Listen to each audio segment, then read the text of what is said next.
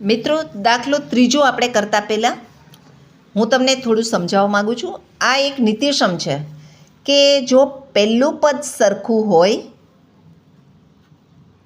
અને બીજું પદ પણ સરખું હોય, પણ ફક્ત નિશાનીનો જ ફેરફાર હોય તો પહેલા પદનો વર્ગ માઇનસ બીજા પદનો વર્ગ, આ રીતે એનો જવાબ મળે. તો અહીં આપણે એના જેવું જ છે. જુઓ કંઈક એ વત્તા 1 અને એ ઓછા 1, બરાબર? એના જેવું જ છે. તો આપણે આ રીતે કરીએ. પહેલા પદનો વર્ગ માઇનસ બીજું પદ કયું છે? 1 છે બેયનું, એટલે 1નો વર્ગ એટલે 1 લખો તો ચાલે, અને આ વત્તા 1, આ બે ઉડી ગયા તો જવાબ મળ્યો એનો વર્ગ, બરાબર? ત્યારબાદ બીજો દાખલો એવો જ છે. પહેલું પદ સરખું, બીજું પદ સરખું. આ યાદ રાખજો, પહેલું પદ સરખું હોય, બીજું પદ સરખું હોય, અને માઇનસની નિશાની, આ એકમાં માઇનસ હોય ને એકમાં પ્લસ હોય. જો એક એ ઓછા 4 અને એ વત્તા 4, ખાલી નિશાનીનો જ ફેર છે, બાકી પદમાં કાંઈ ફેર નથી. તો આપણે એવું હોય ત્યારે તમારે આ નિત્યસમનો ઉપયોગ કરવાનો કે પહેલા પદનો વર્ગ માઇનસ બીજા પદનો વર્ગ વત્તા 16. હવે 4નો વર્ગ કેટલો થાય?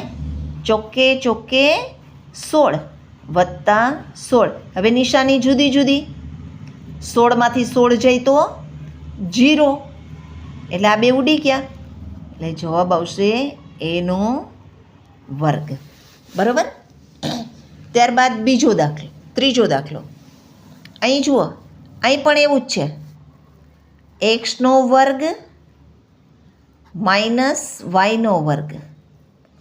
હવે અહીં માઇનસ, અહીં કૌંસમાં લખવું પડશે. એક્સનો વર્ગ માઇનસ વાયનો વર્ગ. હવે જો અહીંયા માઇનસની નિશાની બહાર છે ને, એટલે નિશાની બદલાશે અંદરની.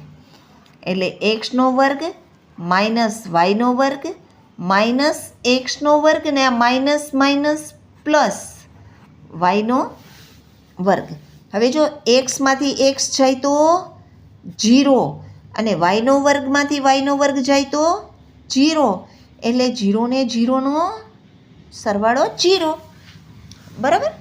ત્યારબાદ ચોથો દાખલો લઈએ.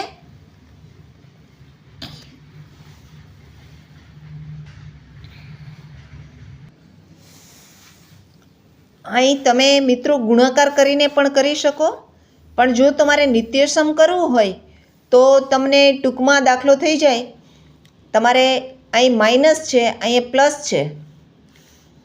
જ્યારે આવી રીતે આવતું હોય ત્યારે તમારે આ એક નિત્યસમનો જ આન્સર છે. તો એક્સનો ઘન માઇનસ વાયનો ઘન એનું જ છે. અહીંયા માઇનસ છે, તો આનો જવાબ આ રીતે જ આવે.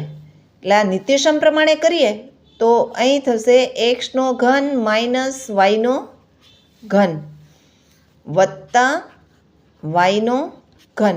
હવે આ બે નિશાની જુદી જુદી, આ બે ઉડી ગયા, તો જવાબ આવ્યો એક્સનો ઘન. આને તમે બીજી રીતે કરી શકો.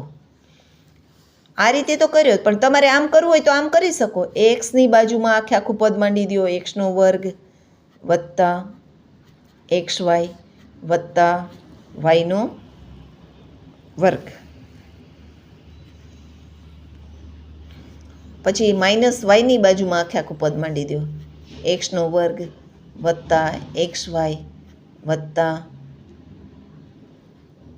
વાયનો વર્ગ અને વત્તા વાયનો ઘન.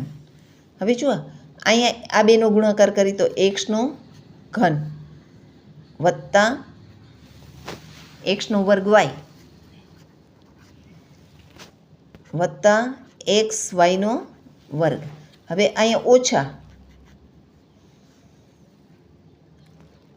એક્સનો વર્ગ વાય, આ બેનો ગુણાકાર કરીએ એટલે હવે ઓછે વત્તે ઓછા એક્સ વાયનો વર્ગ, અહીં વત્તા નહીં, ઓછે વત્તે ઓછા વાયનો વર્ગ અને વત્તા વાયનો ઘન. હવે જુઓ, આ એક્સનો ઘન અને અહીં વાયનો ઘન બે જ વધે છે, બરાબર. અને આ છેલ્લે વત્તા વાયનો ઘન છે એ તો લખવો જ પડશે. આ છે ને અલગથી એ, આ તો આપણે કૌંસનું જ કામ કર્યું. વાયનો વર્ગ, હા લખ્યો જ છે આપણે. હવે એક્સનો વર્ગ વાય અને આ માઇનસ એક્સનો વર્ગ વાય, આ બે નીકળી ગયા, બરાબર. હવે અહીં એક્સ વાયનો વર્ગ પ્લસ છે અને એક્સ વાયનો વર્ગ માઇનસ છે, તો એ બે નીકળી ગયા. અને અહીં વાયનો વર્ગ, એક્સ વાયનો વર્ગ, હા. હવે અહીં વાયનો ઘન થાય છે, તો આ બે ઉડી ગયા. વાયનો ઘન પ્લસ વાયનો ઘન, એટલે વધ્યું શું? અહીં એક્સનો ઘન વધ્યો. આ એનો આન્સર, બરાબર. આ બે રીતે તમે આને કરી શકો. એવી જ રીતે અહીં બીજો દાખલો છે. તમે આ એક્સ પ્લસ વાયને તમે એમને ભેગા જ લઈ લો.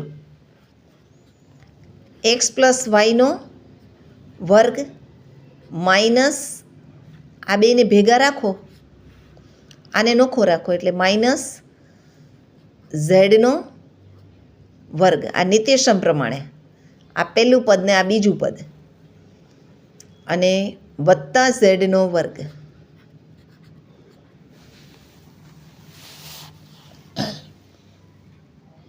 તો આ બે ઉડી ગયા, તો વધ્યું એક્સ વત્તા વાયનો વર્ગ. હવે જ્યારે આખા કૌંસનો વર્ગ હોય ને આવી રીતે એક્સ વત્તા વાયનો, ત્યારે પહેલું પદ એક્સનો વર્ગ વત્તા બગડા હારે આ બેયનો ગુણાકાર અને છેલ્લે વાયનો વર્ગ.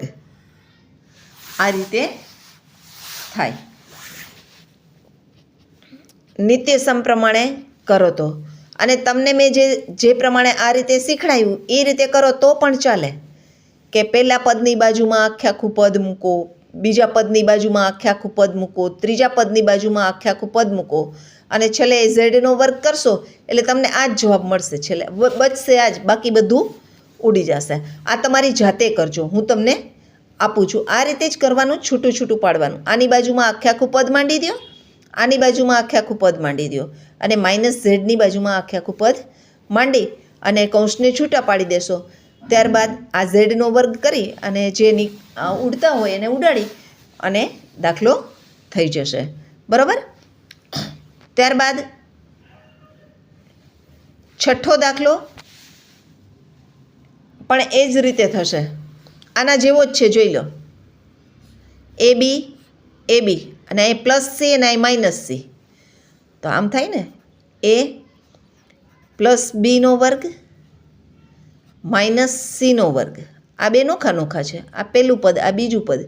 પહેલું પદ સરખું, બીજું પદ સરખું, એટલે પહેલા પદનો વર્ગ માઇનસ બીજા પદનો વર્ગ અને પ્લસ સીનો વર્ગ. આ બે ઉડી ગયા, તો બરાબર આવશે પહેલું છે એનો પ્રથમ પદનો વર્ગ વત્તા બગડા હારે આ બેનો ગુણાકાર અને છેલ્લે બીનો વર્ગ. આ રીતે થશે. મિત્રો, અહીં આપણું 8.3 ચેપ્ટર પૂરું થાય છે. તો મિત્રો, જો તમને મારો આ વિડીયો ગમ્યો હોય, તમને મારું સમજાવેલું બરાબર સમજાતું હોય, તો મારી આ ચેનલને સબસ્ક્રાઈબ કરો અને આ વિડીયોને લાઈક કરો અને તમારા મિત્રોને શેર કરો. થેન્ક યુ મિત્રો.